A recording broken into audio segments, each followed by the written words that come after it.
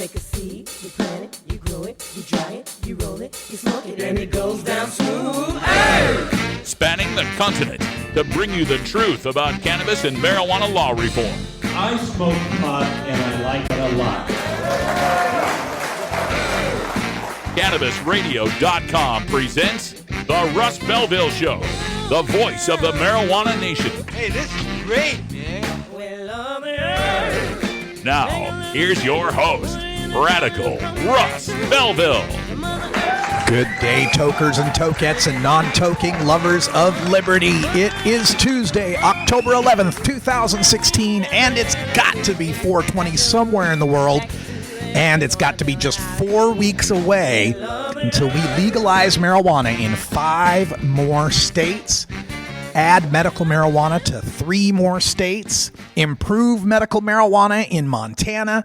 Boy, I'm so looking forward to Marijuana Election Night 2016. Tuesday, November 8th, we'll be live in Los Angeles at the Drug Policy Alliance campaign watch party there at the Doubletree in downtown LA. We'll be streaming live from 3 p.m. to 9 p.m. Pacific time, 6 hours, as we cover every time zone and the polls as they close from east to west.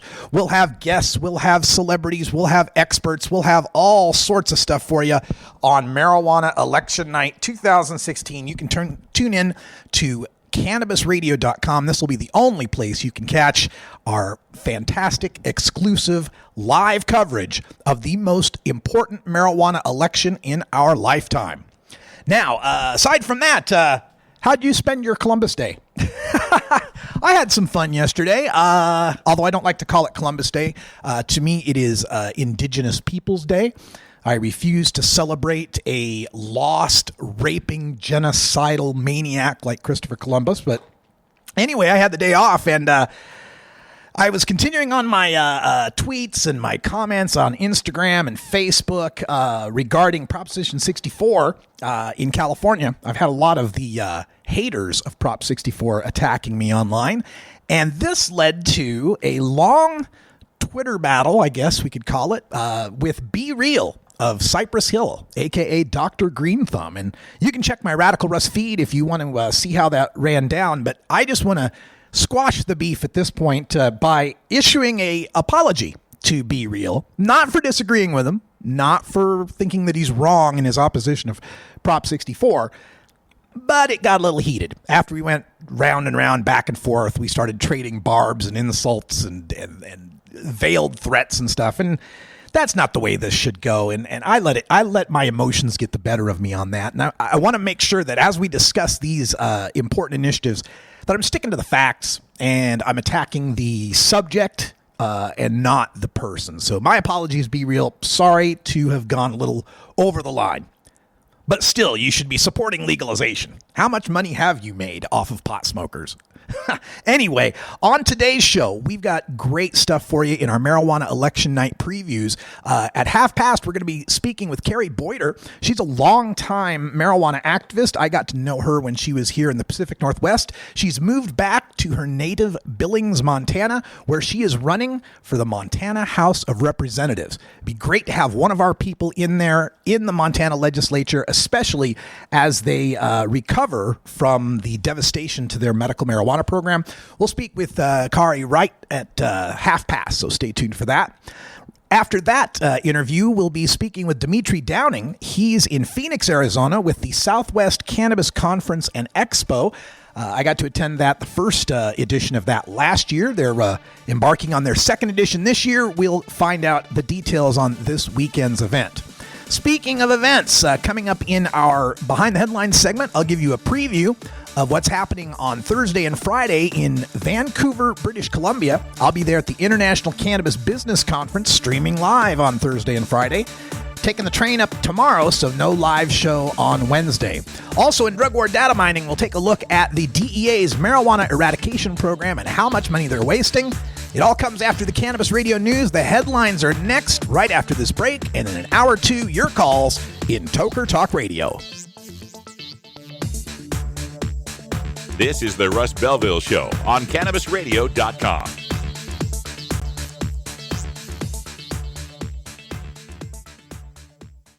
Cannabis use isn't the only thing growing. So are we. Grow with us. CannabisRadio.com. Mindful of sustainable practices and limiting their environmental footprint, Sansal hemp is always grown outdoors, as nature intended.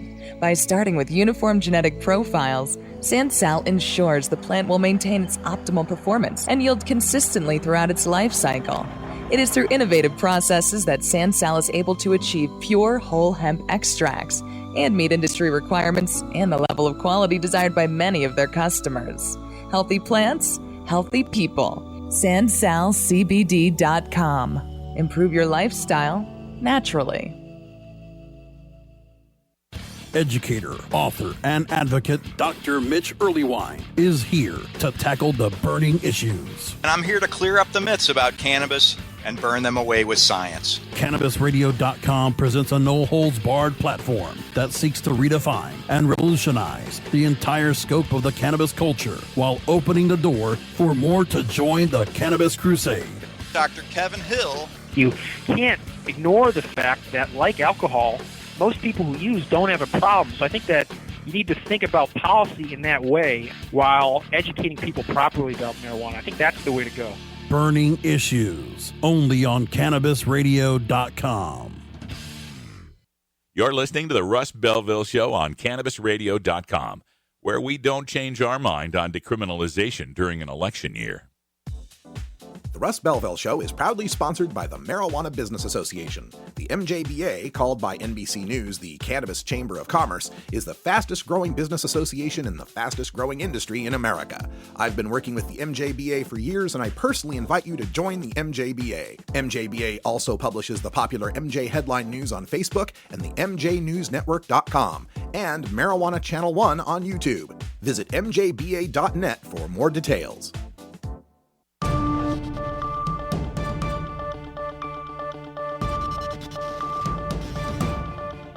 It's time for the Cannabis Radio News, covering the latest headlines in consumer cannabis, medical marijuana, and industrial hemp. Cannabis Radio News is now available exclusively at CannabisRadio.com. Now your marijuana headlines in 4 minutes and 20 seconds.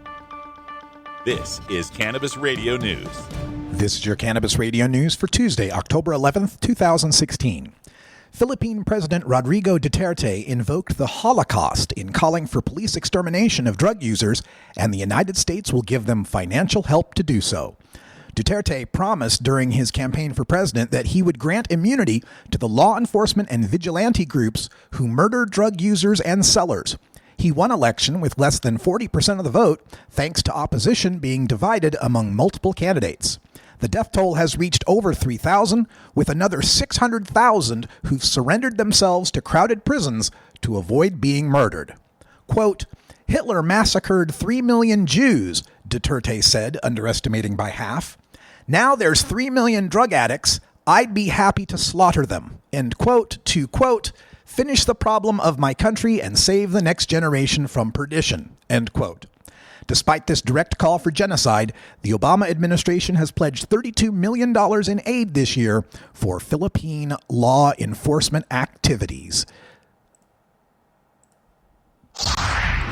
The new Ohio Medical Marijuana Advisory Committee will include 2 members of a group that fought legalization, raising concerns among advocates about whether the panel will be stacked against them. The 14-member panel's roster was set with final appointments this week. Its first meeting must be held within a month. Republican House Speaker Cliff Rosenberger named Marcy Seidel, executive director of the Drug Free Action Alliance, as one of his 2 appointees on Thursday. The assistant director at the alliance, Tony Coder, was named to the committee by Republican Governor John Kasich. Seidel and Coder are designated to represent people involved in mental health treatment and alcohol and drug addiction treatment, respectively. Coder said he has spent 13 years and Seidel has spent 18 years in substance abuse prevention, which includes promotion of mental health wellness. He said they both intend to respect that medical marijuana is now law in Ohio. Libertarian presidential candidate and former New Mexico Governor Gary Johnson says he forgives a former public safety secretary who resigned over Johnson's stance on legalizing marijuana. That former secretary, Darren White, now is CEO and security director of one of the state's new medical marijuana producers. Johnson told the Associated Press on Monday that everyone makes mistakes, but he is happy that White has come around and endorsed the legalization of marijuana. White stepped down as Johnson's secretary of the New Mexico Department of Public Safety in 1999 because he publicly disagreed with then-Governor Gary Johnson's stand on legalizing marijuana. He later became a two-term Bernalillo County sheriff. Today, White says he uses marijuana due to chronic back pain. He endorsed Johnson for president in July. The Kansas Attorney General says marijuana from Colorado is, quote, permeating, end quote, every part of Kansas. Attorney General Derek Schmidt said in a news release Monday that he got that information from 320 law enforcement agencies and 70 prosecutors' offices that responded to a survey. Schmidt says Colorado's decision to legalize marijuana has led to high-grade marijuana from that state, largely replacing lower-grade marijuana from Mexico and homegrown marijuana in Kansas. And he says the study by his office found a, quote, significant rise, end quote, in marijuana edibles, waxes, and oils coming from Colorado into Kansas. Schmidt also criticized the federal government for not keeping promises to help prevent Colorado marijuana from moving into nearby states. The 57,000 unionized workers in Nevada's Culinary Local 226 have announced their endorsement of Question 2, the ballot measure to legalize marijuana. The endorsement from the state's largest labor union has given a big boost to the measure. In September, KTNV Rasmussen Reports poll showed 53% support versus 39% opposition, up from 50 to 41 back in July. Suffolk University's September poll put the measure at 57 to 33 in support. But a poll last week from the Las Vegas Review-Journal placed the measure at a 47 to 46 statistical tie. However, that paper has been purchased by a casino billionaire, Sheldon Adelson, who has donated millions to oppose marijuana reforms nationwide. Following the purchase, the paper's editorial board reversed their standing endorsement of marijuana legalization and called for the defeat of Question 2. This has been your Cannabis Radio News for Tuesday, October 11th, 2016. I'm Russ Belville.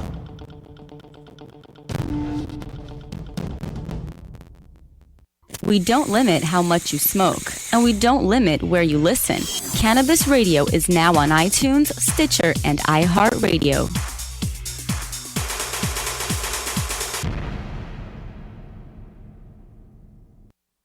Oh, let the marijuana llama tell you something now about a game for your phone gonna make you say, wow! The game's about the game of growing cannabis for cash. Grow the seed, sell the bud, put the savings in the stash. Little by little, your empire grows large. Put the big celebrities inside your entourage. You can choose to play with Snoop or me or Cheech and Chong, Cypress Hill, Willie Nelson, Wiz Khalifa with a bong. The name of the game is Hemp Inc., that's the point. Download and play while you light yourself a joint. The business of cannabis should be no crime. Hemp Inc. is even hot-proofed by the man who run High Times. Oh yeah? Get it on Android and iOS today. Marijuana llama out. Got to tend to me own crops, you know. Money don't make itself. Hemp Inc. Our daughter Rebecca could have a seizure at any given time that could take her life. When you have 200 seizures a day, she gets so scared.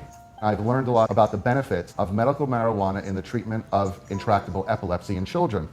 We feel her saying to us, Mom, Dad, help me. When is this going to stop? Why don't you, my parents who love me, do something? And we can't. Please help us help our daughter. Our daughter Rebecca needs all options for medical marijuana, so please vote yes on Amendment 2. This is the Russ Belville Show on CannabisRadio.com. Marijuana legalization is a worldwide phenomenon. Get yourself positioned for the global cannabis marketplace by attending the International Cannabis Business Conference in Vancouver, British Columbia, Canada. You'll learn from established cannabis professionals, elected officials, and internationally recognized marijuana law reform activists. You'll also enjoy the ICBC's famous VIP party featuring ICBC special guest speaker and Canadian native Tommy Chong. The ICBC is happening in Vancouver on Thursday and Friday, October 13th and 14th at the Hyatt Regency. Log on to internationalcbc.com today to reserve your tickets. That's internationalcbc.com and bookmark our page for the next ICBCs taking place in Berlin, Germany and San Francisco, California.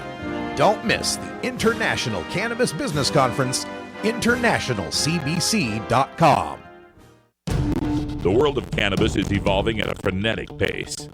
The Russ Belville Show gets behind the headlines to take a deeper look at breaking news in our Cannabis Focus. Today in the Cannabis Focus, we take a look at the upcoming International Cannabis Business Conference taking place Thursday and Friday in Vancouver, British Columbia. We will be at the Hyatt Regency Hotel in downtown Vancouver. They're expecting 650 or more to be attending this event. Now, I've covered the International Cannabis Business Conference in all its iterations in Portland and San Francisco. This is its first foray into becoming international by moving into Canada. And plans are in effect to bring the conference to Berlin, Germany, to Australia, and to Croatia. So this will morph into a truly international conference. Now, one of the things that's notable about this conference is how it is organized by Alex Rogers. Alex has been a long-time cannabis activist. He goes back to being a musician and performer and was strongly into the reggae culture, where he takes some spiritual significance to cannabis, ganja, as well as the commercial and personal rights that we should have to use this plant. And because of that, I believe the ICBC, compared to any of these other business conferences, and there's a ton of them. I mean, Vancouver's recently had the Cannabis Hemp Conference, the Cannabis Business Week, the Lift Cannabis Expo. But what makes ICBC different is Alex's focus on making sure the business side of cannabis understands the cultural side of marijuana and understands that this is more than just a commodity to be bought and sold and marked up and profited from, but it's also something that has spiritual significance, medical significance, industrial significance, and that many people treat this plant and treat this commodity with a reverence and respect that they wouldn't for, say, soft drinks or hamburgers. And because of that, the focus of the International Cannabis Business Conference often comes back to activism and often comes back to telling these entrepreneurs and investors that without their continued contribution to the reform efforts in other states, they can't possibly grow their market much bigger than the state they are in. And I always appreciate that about ICBC. Now, as far as the event itself, a two-day event, Thursday and Friday, will be featuring some fantastic speakers. On Thursday, you'll get to hear from Gabor Mate, who is a major physician on the science of addiction. He's based in Vancouver, BC. Kirk Tusaw will also be speaking. He's a Canadian lawyer who's argued before their highest court and has a wealth of knowledge about Canadian law with respect to Health Canada and their medical marijuana program. And of course, Tommy Chong will sit down for a live interview with Celeb Stoner's Steve Bloom. And Tommy is a native of Vancouver, British Columbia, so it'll be interesting to hear his take on how legalization has progressed and how things are different in Vancouver from the days when he was growing up there. Also on Friday, we'll have another keynote speaker, and that will be Brendan Kennedy, the CEO of Privateer Holdings. They're the major company that is involved with the Marley Natural brand. Also, one of their subsidiaries called Tilray is a federally licensed cannabis production facility on Vancouver Island.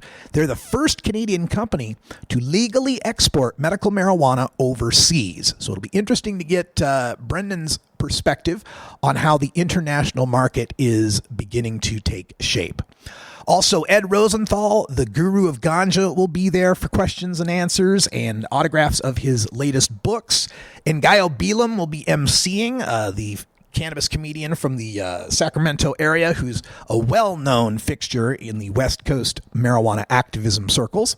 Jamie Shaw will be there, a cannabis dispensary and industry expert in Vancouver. Rocker T will be performing at the ICBC after party if you're into some quality grassroots reggae music, and plenty more. Philippe Lucas, who's been a longtime advocate in Vancouver, he is now the patient advocate at Tilray, will be speaking. Jody Emery, the Princess of Pot, wife of Mark Emery and the business owner of Cannabis Culture, very popular in Canada. She'll be speaking. Dana Larson, another great activist, will be there as well. Aaron Smith from the National Cannabis Industries Association, and plenty more. It's the ICBC. You can find out. All we want to do is pump you up. As I was saying, you can find out more at internationalcbc.com. Tickets are still available online if you'd like to attend. We'll be streaming live on Thursday and Friday, regular time, 3 to 5 Pacific, from the International Cannabis Business Conference. We got to take a break, and when we come back, we take a look at the DEA's Marijuana Eradication Program.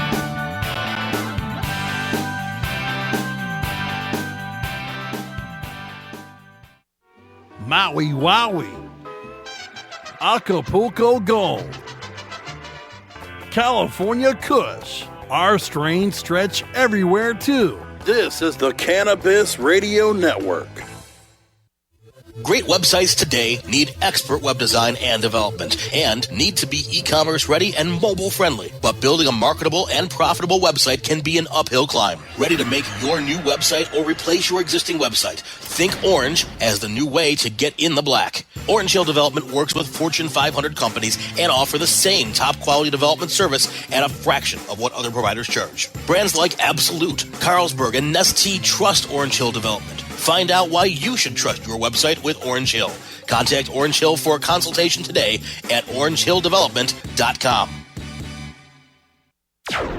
Tommy Chong is ready to cut through the smoke and change the tone of Tilk Radio. Hey, this is Tommy Chong. This is Ray Don on the other mic. Yes, the eldest. It was and awesome. We saw, it was called Dying to Know. It's a love story between Ram Dass and Tim Leary. Yeah, the gay Jew and Tim. But he wasn't gay when he was a professor. He didn't know. Yeah, that must have been a shock to his wife. The one time he, met a vagina. The Tommy Chong Podcast, only on CannabisRadio.com. Welcome to my world. You can find Radical Russ online everywhere. Gmail, Facebook, Twitter, Instagram, Pinterest, YouTube, SoundCloud, Snapchat, LinkedIn, and Boise State University's 2400 baud modem bulletin board system from 1985.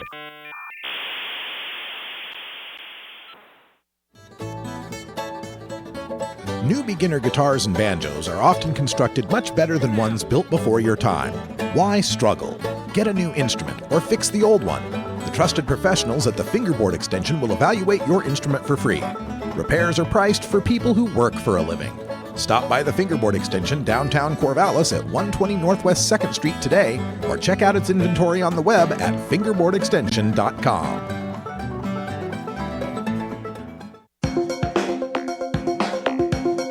Promoting the end of adult cannabis prohibition is easy because we have facts, science, reason, compassion, evidence, truth, and logic on our side.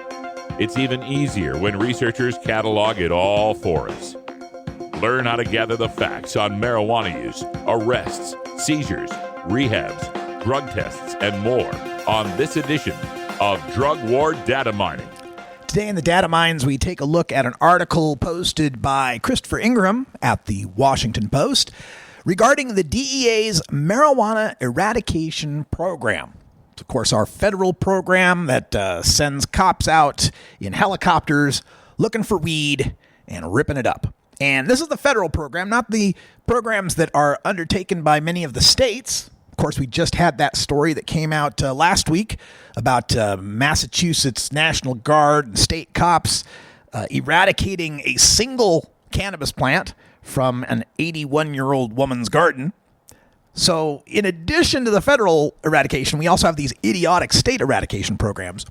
But Ingraham writes about the federal program, the DEA's program, which costs us taxpayers $14 million a year to go rip up cannabis plants. And they give these grants to different states for their eradication programs. And the story here in the Post is taking a look at some of the costs and some of the results that we've gotten for our taxpayer investment of $14 million a year. In 2015, DEA gave $20,000 to New Hampshire to eradicate cannabis. And the New Hampshire law enforcement agencies were able to find one grow that had 27 plants. Pull out your calculator, do a little math. 20,000 divided by 27 tells you that each cannabis plant costs $740.74 to uproot in New Hampshire. So that's pretty costly, but not as bad as some of the other states. The state of Utah received $73,000 in marijuana eradication funds for 2015, and they found nothing. $73,000 went to Utah law enforcement to find 0 cannabis plants. $73,000 just thrown away. Now, there are calls on Capitol Hill to take a look at this budget and perhaps eliminate it from the DEA. 12 members of Congress have been pushing for this, to take that $14 million, redirect it from weeding to funding domestic violence prevention or deficit reduction programs. Seems like a better use of $73,000 than not getting any plants in Utah, doesn't it? $14 million a year we could be putting toward funding domestic violence prevention. Now, the DEA's purpose in this $14 million budget is to, quote, halt the spread of cannabis cultivation in the United States, end quote. Well, so far, no good. So far, you've done a terrible job of eliminating and halting the spread of cannabis cultivation in the United States. We already have 4 states that have legalized it, 25 states that have recognized its medical use, and after this election, we're going to have 30 medical states. 29. We're going to have 29 medical states. 28. Montana's already counted. 28 medical states and 9 legal states. So obviously the money is not working. The weeding is not working. Most of the focus of this eradication program, of course, happens in California. Agents there pulled up 2.6 million marijuana plants in 2015. They seized 1,600 weapons while they did so. Of the $14 million spent from marijuana eradication, well over a third of it, $5.4 million, was spent in the state of California. The next highest was Kentucky at $1.9 million, 570,000 plants. And this is where they've put most of their focus, is on these high production states. The DEA's budget for this has shrunk. It's gone down from $18 million in 2014 to $14 million now. And some states, like Alaska, Colorado, and Vermont, aren't getting any funds anymore. Now, this also takes us to Proposition 64 that's on the ballot in California, and how the legalization in California is going to significantly eradicate or significantly affect the eradication budget of the DEA. And this is why passage of Prop 64 is so important, because California is such a large consideration for the federal government due to its size, its economy, its population, its number of electoral votes, its number of representatives in Congress, that whatever happens in California casts significant ripples throughout policy decisions in every other state and at the federal level. Taking California off the board when it comes to the drug war with respect to eradication efforts and raids and stings and all of that begins to unravel the federal government's entire drug war. It is marijuana and marijuana consumers that provide the grist for the drug war mill. There's not enough of the hard drug users, and they're much harder to catch because their drug doesn't smell so much and take up so much room and so forth, that with only the hard drug users to go after, the war on drugs isn't worth the costs. So by legalizing marijuana, taking marijuana out of the drug war, we take most of the energy out of the drug war. And getting marijuana out of the drug war can't happen until we legalize it state by state. And legalizing it in California will provide the impetus that starts to topple the dominoes much more quickly in the rest of the states. It's not just about whether or not you can buy a legal bag of weed.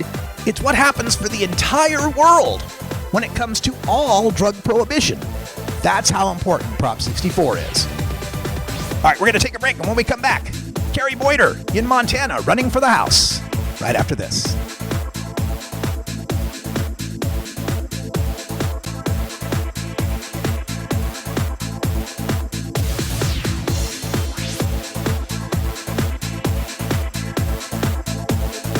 This is the Russ Belville Show on CannabisRadio.com.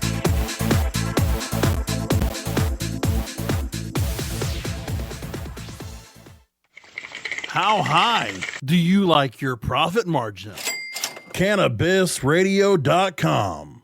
Dr. Dabber, hurry! Its temperature is shooting past 1,000 degrees Fahrenheit. It's burning up. I'm afraid for this little guy, it's just too late. What caused the problem? Only Dr. Dabber can maintain the perfect temperature for a smooth-tasting, slower burn. This standard vaporizer lost all of its health benefits, sending it up in smoke. So you're telling me that most vapor pens burn so hot they produce smoke, not vapor? Correct. Keep away from those standard vaporizer pens and turn to Dr. Dabber. Doctor's orders. Less heat, more flavor. I was a Boston PD cop, and now as a professor, I believe yes on 4 is a smart choice to protect families. Let me explain. Question 4 requires strict product labeling and child-proof packaging and bans advertising directed at kids. And question 4 bans consuming marijuana in public. It will tax and regulate marijuana for adults 21 and over, bringing millions in revenue for schools or law enforcement. Vote yes on 4. Smart regulations protecting families. You're not high. You're listening to the Russ Belville Show on CannabisRadio.com. Your grapefruits are no match for my Trump Towers. Okay, maybe you're high, too. Coming soon to a city near you, Cannabis Finance Boot Camp. Get all your cannabis accounting, legal, and compliance questions answered by their knowledgeable panel of industry experts who want to help your cannabusiness boom. Whether you're a grower, dispensary operator, or a newcomer to the field, your cannabusiness needs Cannabis Finance Boot Camp. For information on upcoming events, visit CannabisFinanceBootCamp.com.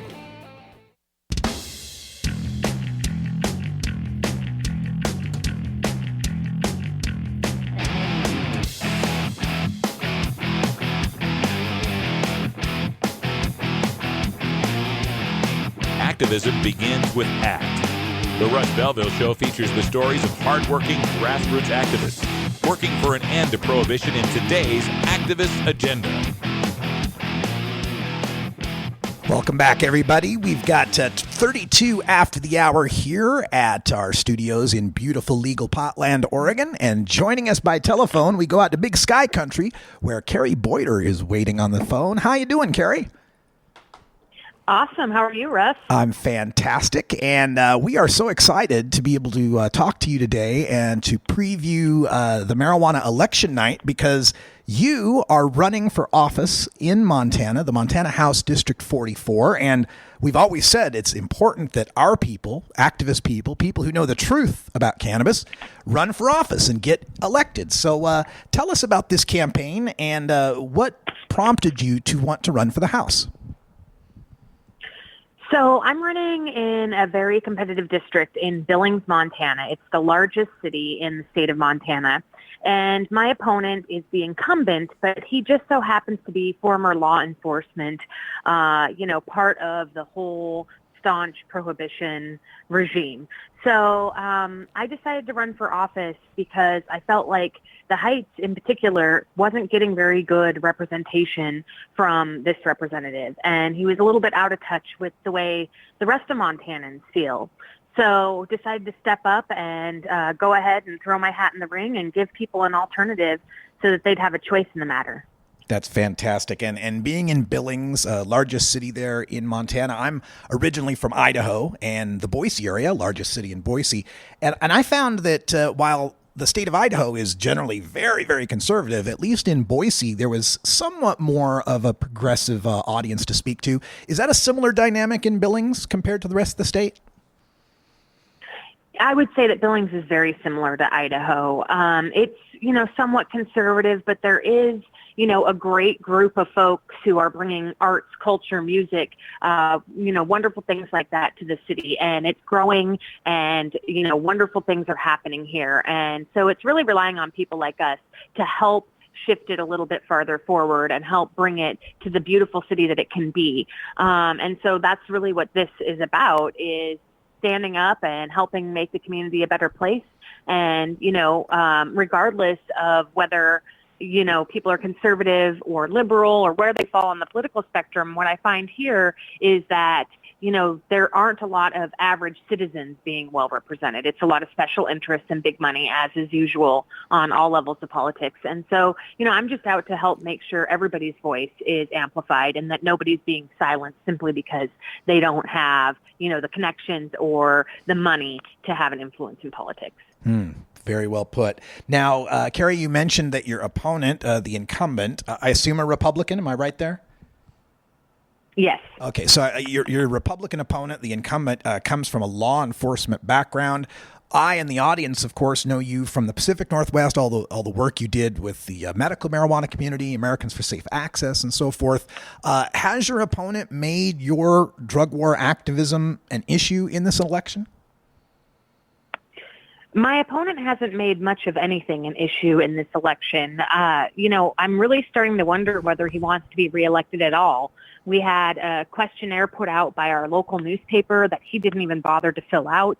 He has not knocked on any doors at all. I've knocked on 3,500 doors and talked to, thousands of voters thus far. And, he really hasn't even been raising money. In the last 3 months, he actually only raised $720, which for a Republican candidate is kind of unheard of. So, I think he's just taking it all for granted and assuming that he's going to get a win, one, because he's an incumbent, and two, because it's a Republican-leaning district. But, it may be leaning that way, but I've found from the voters that I've talked to that they're ready for a change, that they're ready for some bold new leadership to step up. And so it's really going to be interesting to see what happens.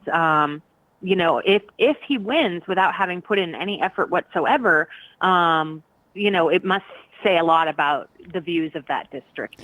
Has he been an incumbent for a long time and perhaps run unopposed in previous elections?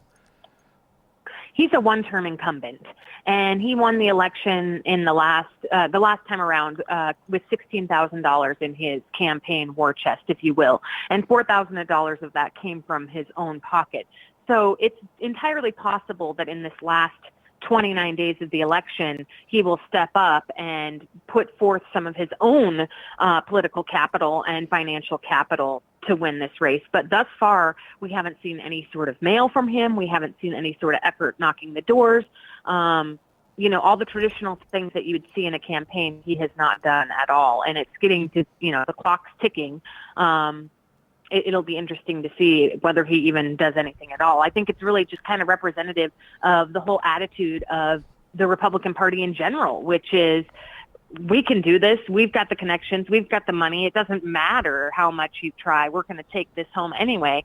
And, I think we're really going to see a shift in the politics here in Montana. Gosh, let's hope so. We're speaking with Kari Boiter, a longtime reform activist who's running for Montana's District 44 House seat as a Democrat against a Republican incumbent with a law enforcement background. And, of course, the other news, the other election that we're covering there in Montana is that Initiative 182 to restore Montana's medical marijuana program to its previous operational status, to legalize dispensaries and such. Is that becoming a focus of this election, and does it factor much into your campaign? It's definitely a focus, and I think it does factor in. Again, from talking to voters, I've heard people mention it. And, while there's been maybe one person who has said because of my medical marijuana activism, they're not voting for me, and they outwardly said that, I've had many, many people bring up the medical marijuana issue and ask whether I support it and tell me stories of people that they know or themselves who have been helped by this. And so, what's interesting about Billings is that the sole opposition to our medical marijuana program really lies here in this town. The Republican Party chair, Jeff Estman, who helped pave the way for the repeal of our law, is from here in Billings. And then Steve Zabawa, who has funded he funded the initiative to try to repeal the law altogether and lost. And so now he's the sole opposition to our medical marijuana initiative that would restore our former provisions. And he's spent another, I think, $125,000 of his own money on anti-marijuana opposition. And he's a used car salesman who most people surmise has some sort of a stake in the pharmaceutical industry based on the answers he gives when he's opposing this. He's like our Kevin Sabbath here in Montana.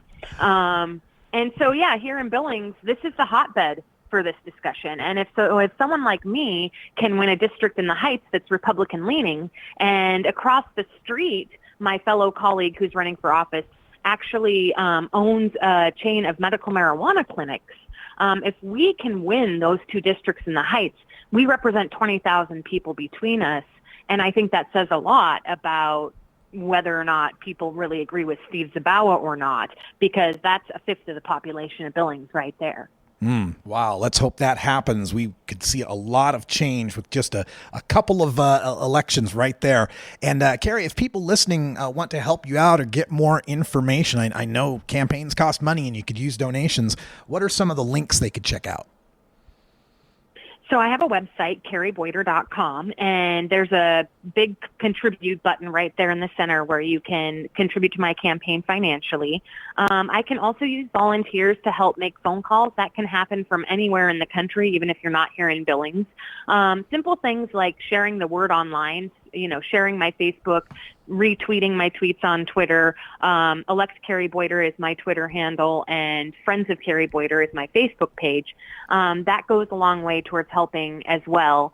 You can also endorse my campaign. For folks who are here in Billings, I'm having a really fun event here coming up on Sunday. It's actually a prohibition party, reaching to my roots and the work I've done to end prohibition. We're going to have a Roaring 20s live jazz music. It's going to be a great time. So if people are interested in that, there's a Facebook event, and all of that information is on my Facebook page as well. Well, that's fantastic. Well, check out Elect Kari Boiter on Twitter. And Kari Boiter is KariBoiter,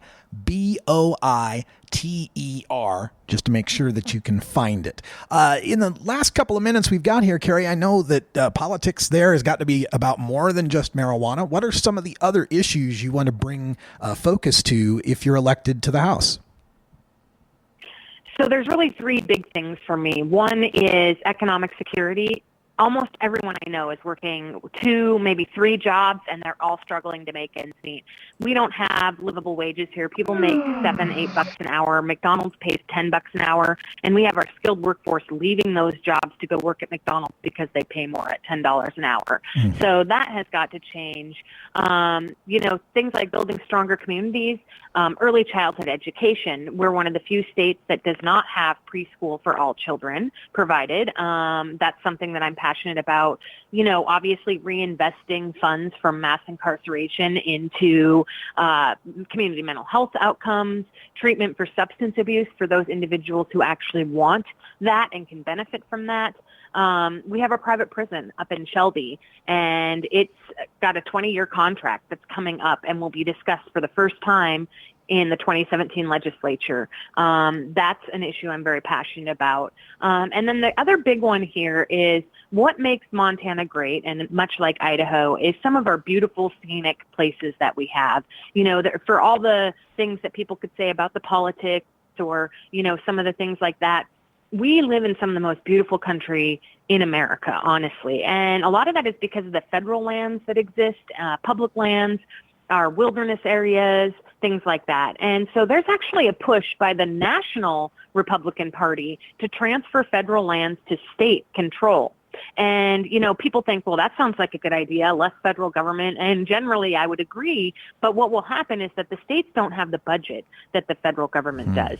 And we won't be able to afford to take care of those lands.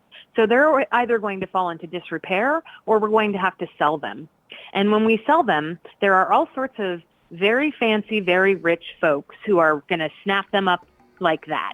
And people like me who grew up here hiking and camping and fishing in this wilderness area won't be able to access it anymore. And that's a real assault to the Montana values and our way of life, and that's something I'm definitely going to stand up and fight and work to keep from happening. Well, best of luck to you in the election. We'll be covering it live Tuesday, November 8th, and we'll get the take from your campaign headquarters as well. Kari Boiter's running for Montana House District 44. Check her out, Kari Boiter online. Elect Kari Boiter on Twitter. Kari, thanks, and good luck to you. Thanks so much, Russ. All right. Stay tuned, folks. We got another interview coming up here. We're going to speak with Dimitri Downing from the Southwest Cannabis Conference and Expo.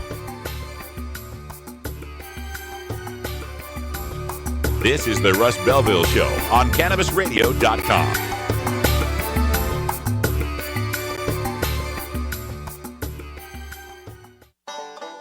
Seed to sale, clicks to conversions, and more.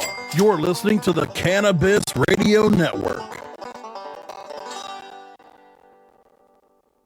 The next generation of vaporizers has arrived.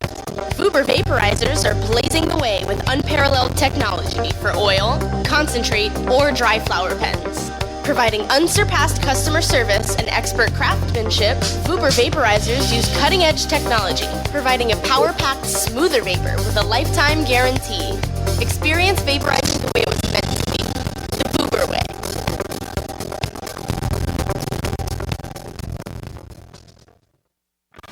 It's time to Hemp Presents with Anadina Stanger.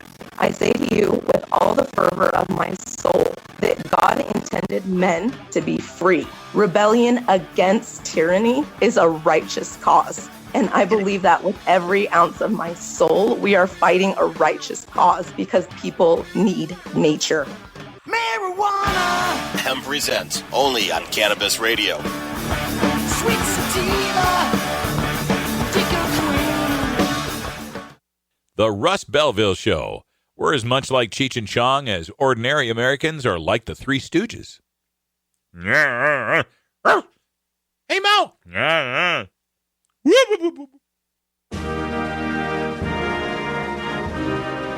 Marijuana legalization is a worldwide phenomenon. Get yourself positioned for the global cannabis marketplace by attending the International Cannabis Business Conference in Vancouver, British Columbia, Canada. You'll learn from established cannabis professionals, elected officials, and internationally recognized marijuana law reform activists. You'll also enjoy the ICBC's famous VIP party featuring ICBC special guest speaker and Canadian native Tommy Chong. The ICBC is happening in Vancouver on Thursday and Friday, October 13th and 14th at the Hyatt Regency. Log on to internationalcbc.com today to reserve your tickets. That's internationalcbc.com and bookmark our page for the next ICBCs taking place in Berlin, Germany and San Francisco, California.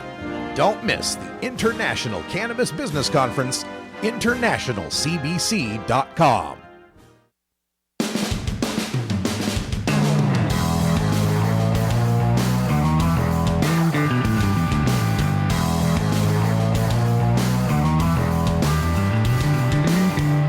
Mark Twain once said that when there's a gold rush, it's a good time to be in the pick and shovel business.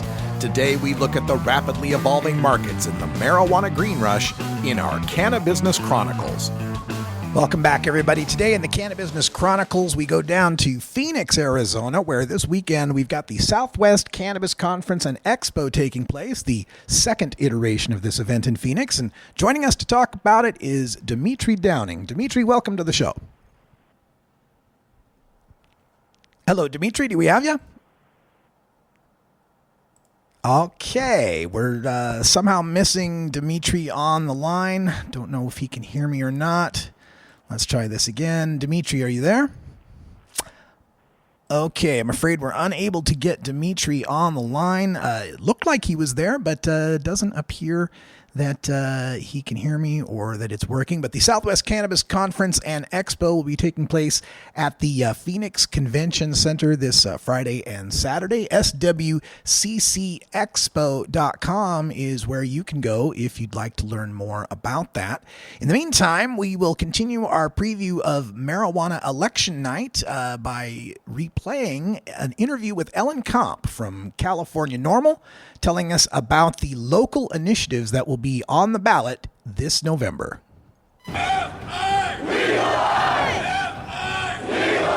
You're listening to Cannabis Radio News' exclusive coverage of Vote 2016, The Path to Cannabis Freedom, only on CannabisRadio.com.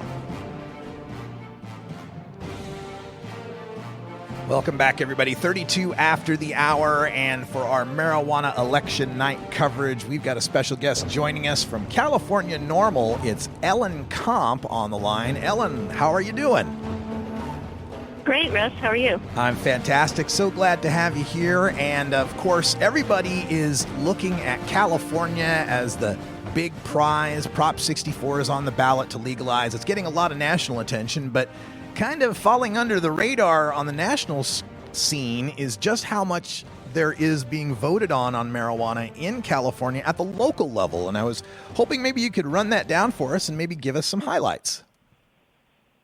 Sure. Well, according to the Orange County Register, there are 62 local ballot measures in 25 counties. I'm up to verifying 52 of them in 23 counties, I think. They're all over the place and they're all over the map.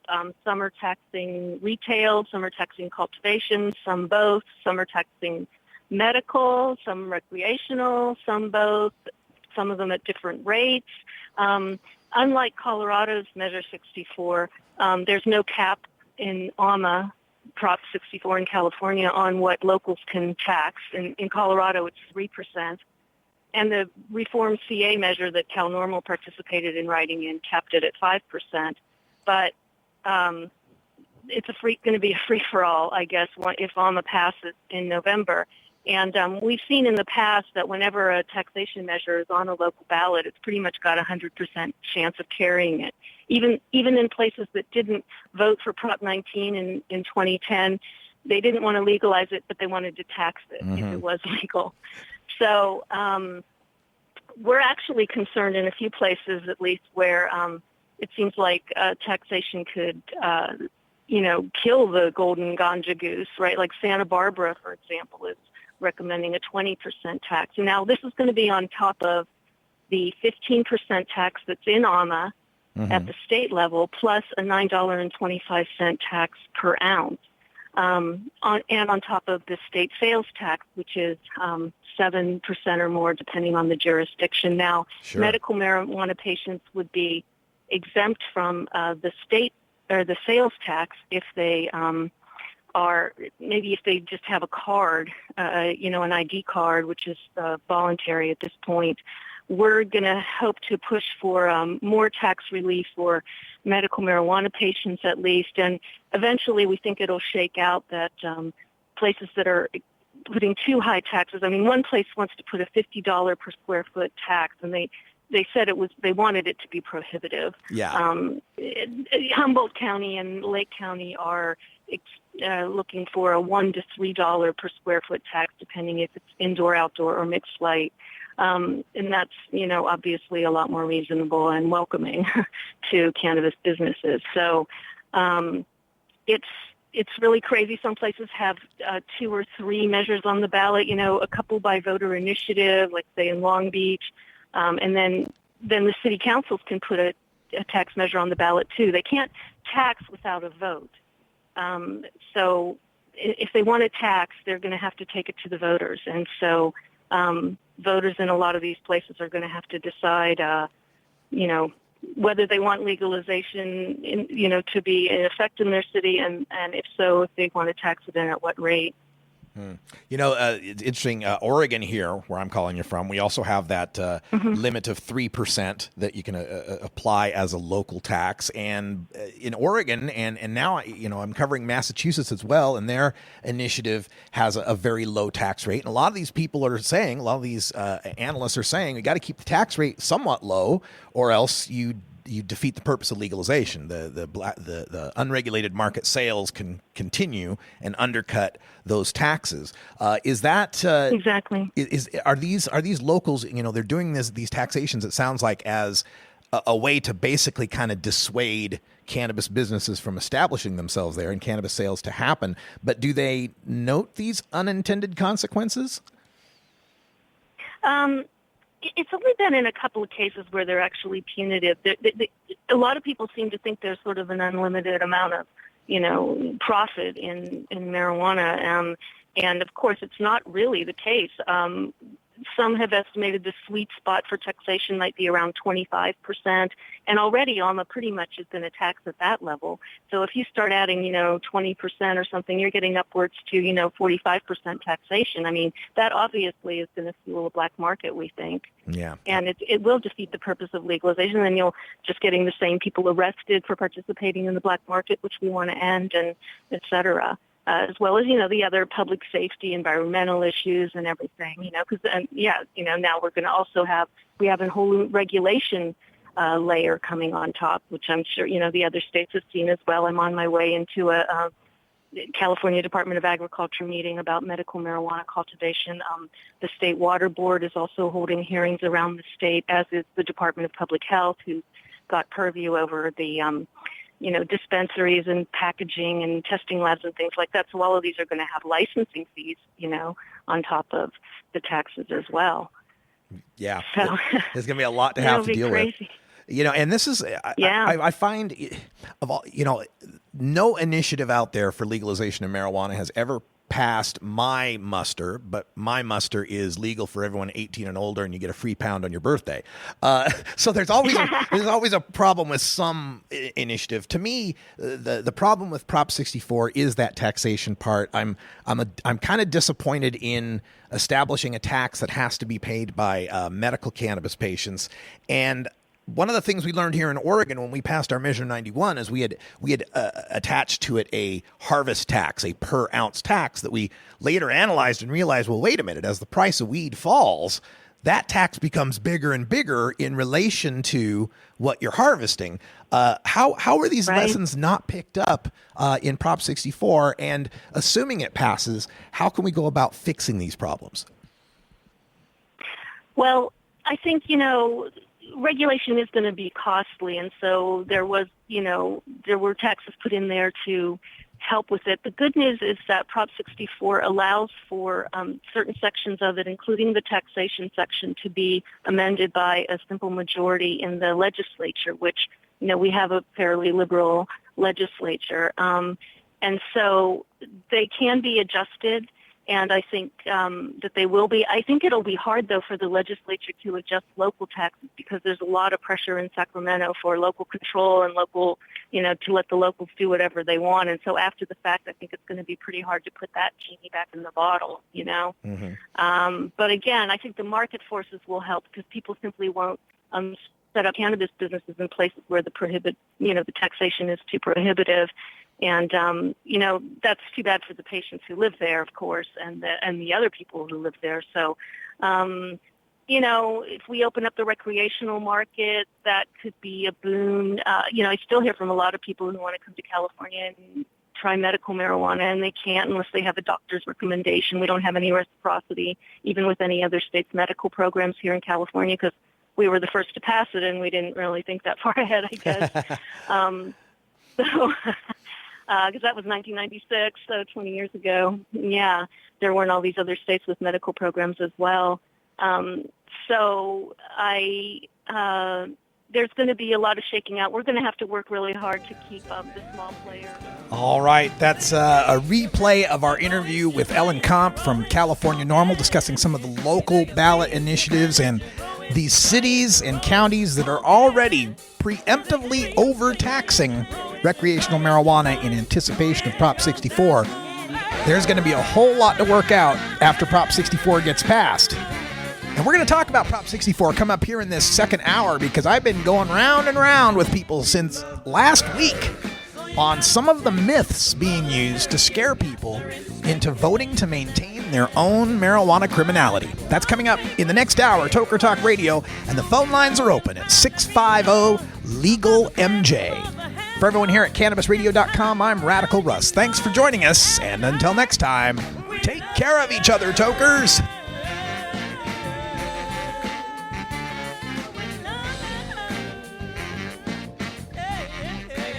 This is the Russ Belville Show. The Russ Belville Show is blogging and podcasting daily at RadicalRuss.com. You take a seed, you plant it, you grow it, you dry it, you roll it, you smoke it. You take a seed, you plant it, you grow it, you dry it, you roll it, you smoke it. You take a seed, you plant it, you grow it, you dry it, you roll it, you smoke it, and it goes down smooth.